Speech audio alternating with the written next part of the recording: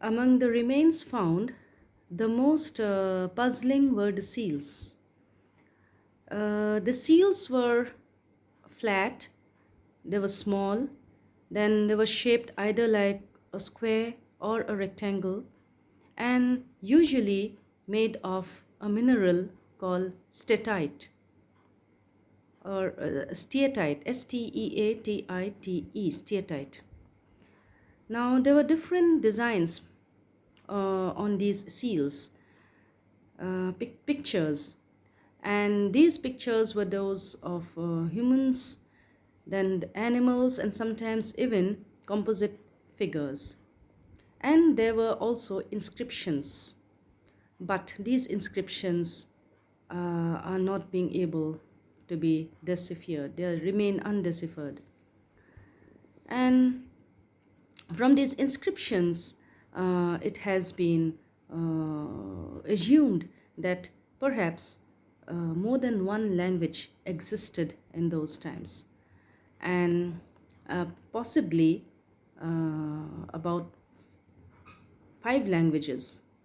One is Proto Dravidian, Indo Sumerian, Elamo Dravidian, Indo Aryan, and Austroasiatic.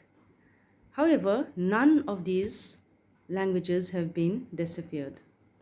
But however, one certainty is that the inscriptions, or rather the script, reads from right to left, unlike the script today, say English, which reads from left to right. Then the seals were also used to stamp packages, and they were also acted as tokens identifying civic authorities, and also sometimes even indicating professions, religious or other social organizations. Then equally puzzling are the animals and the scenes depicted on the seals.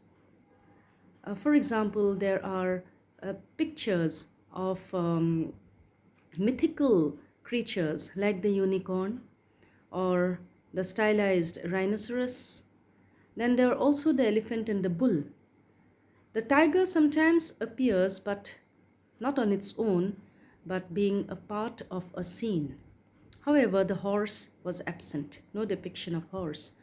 And it is assumed that the horse was not an indigenous animal, and it has no importance. It had no importance either functionally or ritually to the Indus people. Now, there are noted differences between the Harappan culture and those of other ancient civilizations. For example, there is absence of any recognizable religious buildings in the Indus Valley sites.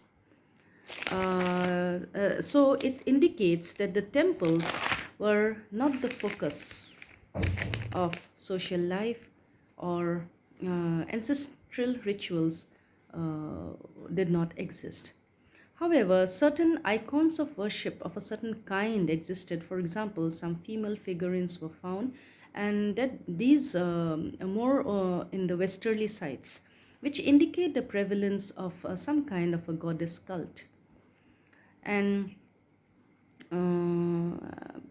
this can be seen also continuing later in Indian history, the worship of the goddess.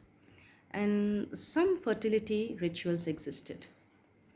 And the few motifs which exist from those times till later times were, say, the people leaf in decorations and seals, which are revered later in other religions also, like Buddhism.